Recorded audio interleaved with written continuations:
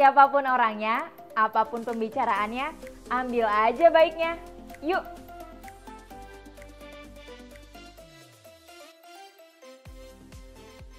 Assalamualaikum warahmatullahi wabarakatuh. Masya Allah, hari ini Yulia kedatangan tamu spesial banget di ruang tamu Yulia. Siapakah dia? Dia susah banget loh untuk menyediakan waktu, tapi hari ini dia menyediakan waktu untuk Yulia. Tara, Bro Algi. Gila, thank you banget cuy. Kita dari kapan sih? Dari udah lama banget ya. Hampir 1 tahun ya. Tapi terakhir kalau nggak salah 1 bulan yang lalu ketemuan tapi nggak jadi. Karena takut ya masih PSBB. Terus gimana ini? Kesibukannya apa? Sekarang gue kuliah aja sih, lanjut S2, ngambil komunikasi, terus mungkin sama project-project aja sih. Ngambil komunikasi S2. Tapi sempat kerja nggak, Algi? Sempat kerja. Setelah lulus S1? Sempat kerja di salah satu instansi pemerintah. Oke.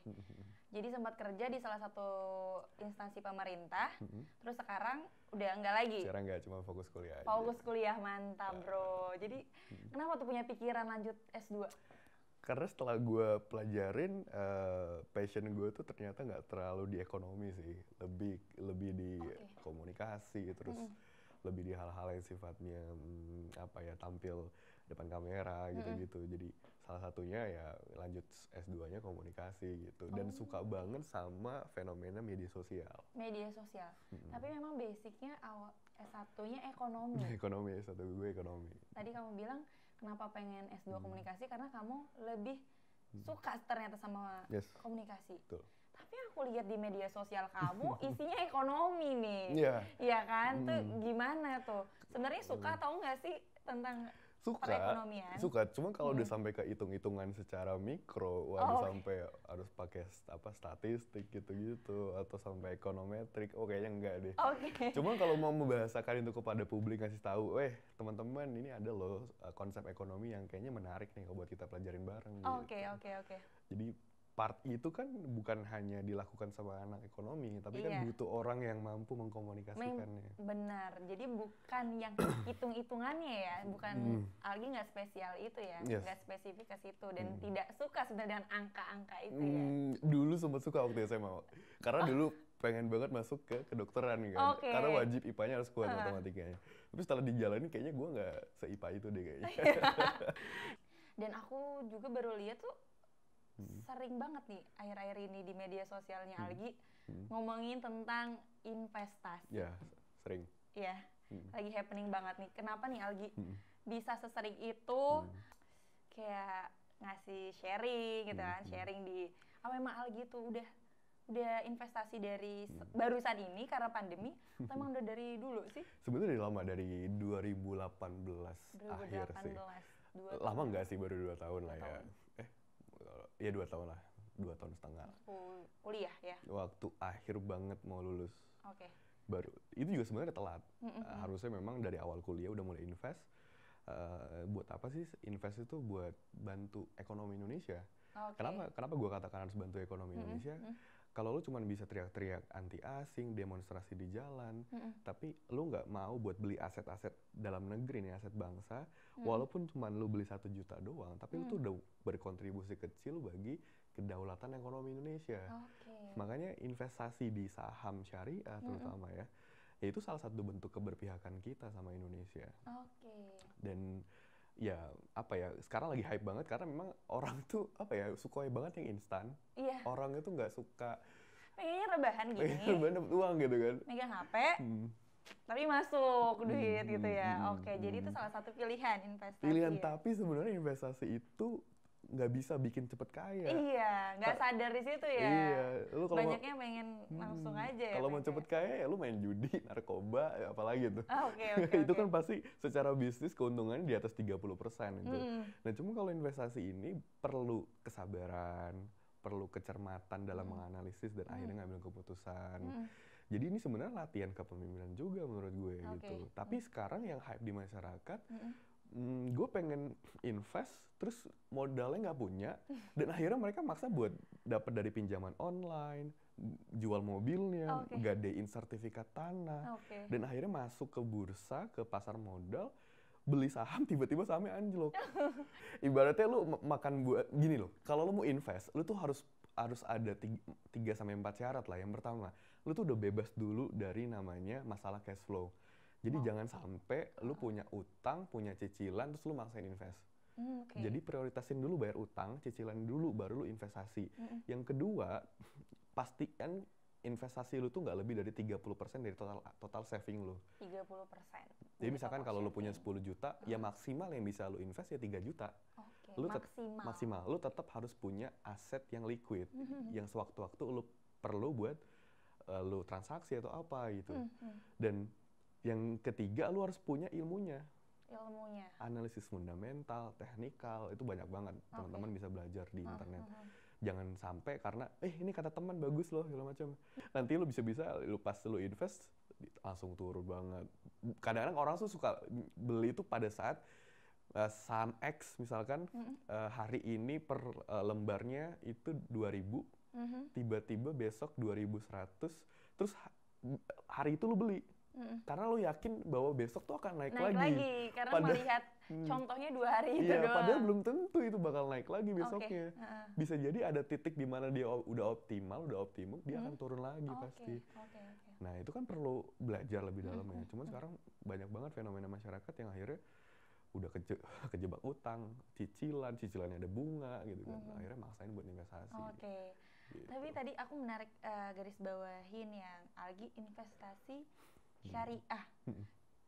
Aku kan ini beneran deh sampai seusia aku, sebenarnya aku tuh bener-bener belum nyentuh tuh tentang investasi, belum tahu. Jadi ada 2 emang Algi, investasi itu ada syariah dan non syariah gitu atau gimana sih? Kita kenal istilahnya konvensional biasanya. Konvensional, Jadi kalau Algi ini lebih menjurus yang ke syariah. Investasi syariah, betul. Why? Kenapa tuh? Karena gue S1-nya ekonomi syariah gitu. Jadi ini bentuk keberpihakan gue terhadap Indonesia dan terhadap jurusan kuliah gue. Sesederhana itu sebenarnya. Cuman kenapa pengen investnya di syariah? Supaya menjaga stabilitas keuangan nasional. Terbukti Ibu Sri Mulyani, Menteri Keuangan tuh bilang pada saat terjadi COVID-19 2020 kemarin, perbankan syariah itu lebih kuat terhadap krisis yang terjadi daripada yang konvensional. Kenapa lebih kuat? Karena ya tadi ada bunganya kalau di konvensional, yang itu bisa membuat stabilitas keuangan nasional itu bisa terganggu, ya kan? Belum lagi nanti aspek-aspek lainnya. Terus yang kedua, kalau investasi syariah itu gue invest di perusahaan-perusahaan yang jaga lingkungan. Kenapa? Karena kalau ada salah satu aturan dari Pasar Modal dan Dewan Syariah Nasional Majelis Ulama Indonesia, bahwa perusahaan-perusahaan yang dapat sertifikasi license saham syariah, itu dia tidak boleh perusahaan yang usahanya merusak lingkungan, terus dia tidak boleh usahanya ada aspek haramnya. Haram itu tanda kutip yang diajarkan di dalam agama gue gitu. Dan kalaupun ada unsur non halal tuh maksimal 10%. Non halalnya. Betul. Jadi karena gue sayang sama bumi gitu ya, jadi gue milih investasi syariah sih. Gitu. Tapi itu dari awal, dari tahun 2018 itu memang udah tertarik langsung di investasi syariah? Betul. Kebetulan terakhir gue ngurus organisasi nasional, terus jadi presiden mahasiswanya, bidang ekonomi syariah, mimpin 214 kampus, dari Aceh sampai Maluku. Dan itu kerjasama sama Pasar Modal Syariah. Di situ sebenarnya pertama kali gue ke-trigger. Masa gue kerjasama sama Pasar Modal Syariah, guanya nggak coba sih? Gitu. Itu awal dari situ sebenarnya. Dan akhirnya coba, ternyata seru juga. Jadi pertama kali gue investnya nggak banyak gitu ya. Sekian lah gue nggak usah sebut. Dan gue nggak dapet keuntungan. Di situ ya udahlah. Karena gue baru masuk market, tiba-tiba ekonomi kita langsung jelek waktu itu. Iya. Jadinya gue harus exit dari market supaya gue minimal break even point dulu dah. Balik modal daripada gue rugi kan. Jadi baru masuk sebentar sebulan, tiba-tiba ekonomi kita nggak jelas gitu kan, turun. Ya udah akhirnya gue tarik. Sejak saat itu gue mikir, gue harus belajar dulu nih kayaknya. Kenapa sih Algi kita harus sebagai anak muda nih harus investasi sejak dini? Karena ya tadi gue bilang ini soal keberpihakan sama Indonesia, nasionalisme, supaya aset-aset kita itu nggak dibeli sama orang asing terus. Yang kedua, latihan sabar, latihan cerdas dalam ngambil keputusan. Karena memang ya, untuk lu akhirnya masuk market atau lu beli saham X itu lu harus belajar lebih dalam analisisnya. Nggak bisa tiba-tiba karena lagi hype banget terus lu beli. Wah, lu bisa jadi kacau juga kalau cuman indikatornya sekedar itu. Oke. Terus yang ketiga, kenapa harus invest? Karena ya lu nggak tahu kepastian masa depan. Bahwa apakah lu bakal masih bisa kerja berapa tahun ke depan. Terus lu punya cadangan aset nggak buat lu bisa hidup pasca lu pensiun. Dan itu kalau lu start dari sekarang investasi, ya nanti ketika lu selesai kerja pensiun masih ada aset gitu. Lu pasti punya aset. Jadi Indonesia itu kalau kata Bu Sri Mulyani, orang-orangnya kerja keras banget. Benar.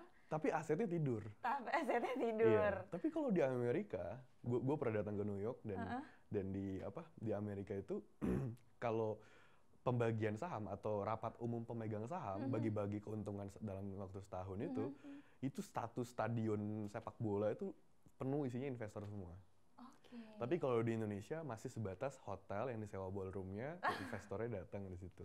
Tapi Amerika udah sampai stadion karena orangnya nggak terlalu kerja keras, tapi asetnya yang kerja keras. Asetnya kerja keras dan itu berbagai generasi itu ya. Yes, betul.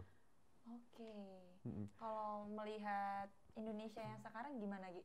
Apa memang udah lumayan geraknya ke situ kayak seperti Amerika atau memang sebenarnya kita tuh masih tidur semua nih, nggak melek investasi? Kalau gue pernah baca laporan dari Bank Dunia sih, syarat negara itu ekonominya tumbuh bagus pesat, minimal 10% penduduknya itu investor. 10%? Kita tuh terakhir data bursa itu Desember 2020 ya, kita 3,6 juta orang yang jadi investor. 3,6, Berarti nggak nyampe 10%. Nggak nyampe 10%. Nah, minimal 5 pun nggak. Enggak ya, berarti harus 26 juta ya kalau mau investor. Tapi nggak apa-apa, karena mayoritas yang menarik adalah investor di pasar modal itu lebih dari 60% anak muda. Malah anak muda ya? Anak muda, tuh. Jadi gue yakin gue punya harapan di masa mendatang bahwa ekonomi kita tuh bakal kuat sih. Karena usia produktif, terus dia investasi, dan dia cinta sama Indonesia. Wah, gitu. Ini contohnya ini nggak sih? Tepuk tangan dulu dong. Enggak lah. Ya amin aja lah, gue doain Gi, gue doain. Investasi, menarik sih setelah gue. Tapi gue masih takut, karena gue nggak tahu nih harus belajar dari mana. Nah, itu gimana tipsnya? Harus belajar dari mana sih? Mulai langkahnya tuh takut, tapi ada niatan nih. Kayak misalnya seolah-olah kalau gue mau masuk rumah orang, udah ada niatan nih masuk rumah. Tapi ngetok nggak berani nih, takutnya pas udah masuk, salah orang juga gitu. Jadi gimana nih harusnya? Nggak apa-apa, lu udah di jalan yang benar. Karena lu takut dulu di awal. Daripada so pede. Daripada lu pede tiba-tiba masuk, lu serugi gitu. Itu malah bahaya menurut gue. Lebih baik lu pas pertama kali, first impression, lu takut dulu. Lu takut rugi, nggak apa-apa. Tapi yang kedua, setelah lu takut, jangan cuma takut doang, lu berhenti gitu kan. Cari tahu. Di Instagram udah banyak platform-platform yang lu bisa belajar tentang saham. Ya, ada Instagram mengerti saham, bahkan Instagram Pasamoda Syariah atau Pasamoda Indonesia sendiri pun dia ngasih edukasi juga ke publik gitu. Jadi lu bisa searching di Google, bisa lihat di Instagram, atau punya partner, teman dekat atau sahabat yang sama-sama mau invest bareng. Itu biasanya punya semangat yang beda sih. Karena kalau lu gabung sama komunitas atau lu punya ekosistem sendiri, itu bakal lebih kuat sih ininya ya. Karena investor itu kan kadang-kadang juga semangatnya naik turun juga. Pada saat indeksnya warna merah, wah lesu banget. Gue kayaknya makan mie instan lagi nih. Terus gue minum obat-obat mah gitu di akhir bulan kan. Karena gue harus hemat, gue gak punya uang lagi gitu. Tapi gini, kalau lu investasi cuma tujuannya buat untung sama dapat cepet kaya, ya lu belum jadi investor menurut gue. Itu tidak ada di dalam mindsetnya. Investor tuh seperti itu ya. Kalau cuma mau untung dan cepet kaya. Betul. Bahkan kalau investasi itu sudah bisa dipastikan ini produk investasi bakal untung, dan bahkan dia bisa mention berapa persentase keuntungan yang dibagikan ke orang yang invest, itu jelas nggak syariah. Karena yang cuma bisa memastikan keuntungan itu cuma Tuhan. Makanya filosofi ini menarik menurut gue, karena investasi syariah itu kita berbisnis resiko.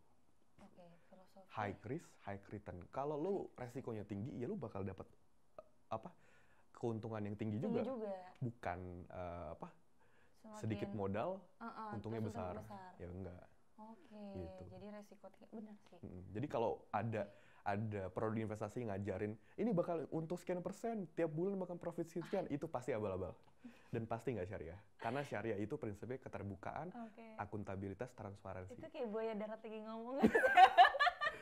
Buaya Darat lagi ngomong kan ngomongnya yang bagus-bagus dulu di awal. Yang manis-manis ya, benar-benar. Yang manis-manis ya.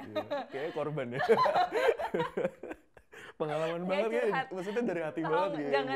Jangan kamu yang jadi di sini, aku jadi di sana ya. Jadi curhat nanti kalau. Iya, tapi bukan saya buayanya. Saya buaya laut. Tadi darat. Oke, jadi malah itu yang beresiko ya kalau misalnya udah menebarkan janji-janji yang baik di awal gitu. Malah kalau misalnya langsung keterbukaan, ini resikonya berat nih. Itu malah akan ada kemungkinan yang baik malah untuk kedepannya. Betul. Oke, Algi ya. Dan bahkan kalau di syariah itu kita nggak bisa short selling. Short selling itu gini misalnya. Misalnya sahamnya harganya 1 lembarnya. Jadi di pasar modal itu ada istilah 1 lembar sama 1 lot. Dan biasanya lu tuh kalau beli minimal 1 lot.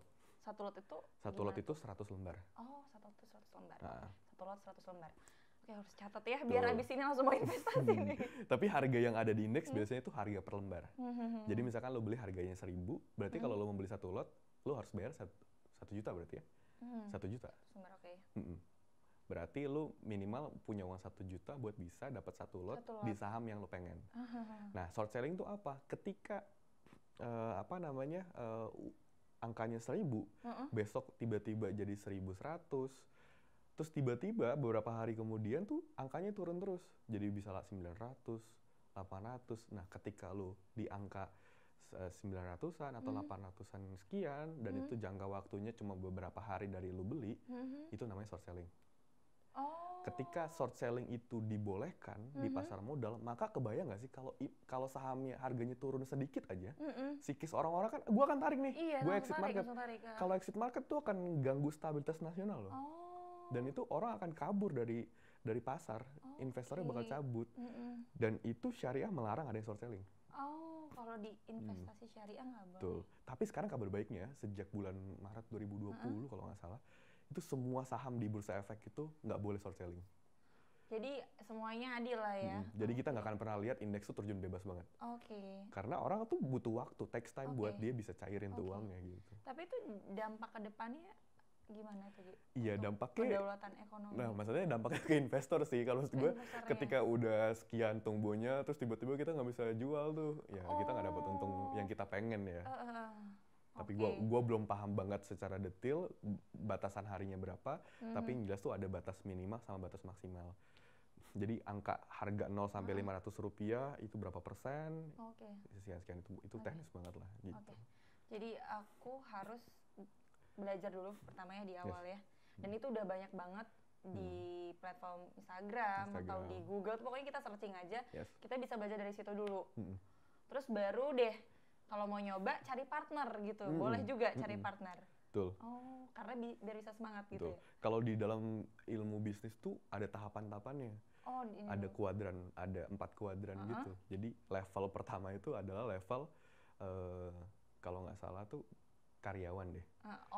Level karyawan, terus nanti level dagang, level businessman, yang level paling tinggi itu investor.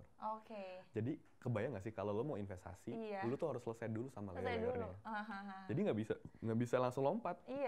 Apalagi lo tuh bukan karyawan apa-apa. Tiba-tiba investasi terus modalnya dari utang gitu. Itu bahaya sih. Dan itu banyak terjadi. Sekarang fenomenanya banyak. Dan itu tugas kita juga nih. Kita kan mulai aktif nih di media sosial untuk menggencarkan bahwa ya nggak bisa sesimpel itu ya investasi ya. Karena nanti di akhir bulan bisa makan obat mah terus. Iya, makan obat mah, makan mie instan. Tapi Algi sendiri partneran nggak sih untuk investasi ini? Apa memang kesadaran sendiri aja mau investasi? Ada sama teman-teman kampus. Dulu di kampus S1 kita invest bareng, terus kadang-kadang suka sharing. Cuman ya pada akhirnya jalan masing-masing gitu. Sekarang udah jalan masing-masing. Masing-masing, tapi sharing-sharing itu ya sesekali sharing. Ini bakal bagus nih secara fundamental. Oh iya emang ya, tiba-tiba anjlok. Sekarang ada saham salah satu perusahaan besar lah gitu ya. Tiba-tiba dia kalah gugatan di pengadilan Surabaya, terus harus bayar sekian ratus miliar gitu. Tiba-tiba sahamnya anjlok turun. Padahal secara prediksi fundamental ini tuh bakal bagus banget. Apalagi nanti Tesla itu, Elon Musk mau investasi di Indonesia. Kenapa mau investasi? Karena Indonesia tuh penghasil nikel. Oh iya, benar. Salah satu terbesar di dunia. Nah, ketika nikel itu dikelola sama perusahaan BUMN tambang itu yang gue bilang tadi. Nah, ketika Elon Musk mengatakan, oke, yes, gue investasi di Indonesia, saham si perusahaan tambang itu pasti bakal naik banget. Harusnya bakal naik. Bakal naik banget. Tapi ternyata itu... Karena ada kalah di gugatan pengadilan, tapi itu wajar, biasa. Ada goncangan. Tapi nanti ketika Elon Musk bilang, oke, investasi bakal naik lagi sih. Gitu. Jadi, kalau sebagai investor tuh emang harus udah punya mental. Iya. Harus berani rugi juga ya? Harus berani rugi. Harus berani rugi. Betul. Wah, itu udah sabar, berani. Apalagi tuh, Gi? Harus cerdas menganalisisnya dan berani ngambil resiko. Dan itu kan ciri-ciri calon idaman nggak sih? Iya. Berani ngambil resiko, ya kan? Terus Baik. Dia mikirin masa depan. Depan. Berarti calon yang ideal tuh ya dia investor gitu. Selain pemimpin, dia berani ngambil keputusan kan? Dia cermat dalam ngambil keputusan, dia nganalisis, belajar untuk dulu. Diri dia sendiri kayaknya cocok di pemimpin di rumah tangga. Cocok, apalagi sekarang banyak loh fenomena mahar pernikahannya dari saham syariah. Wow, itu cita-cita lagi nggak sih? Gitu.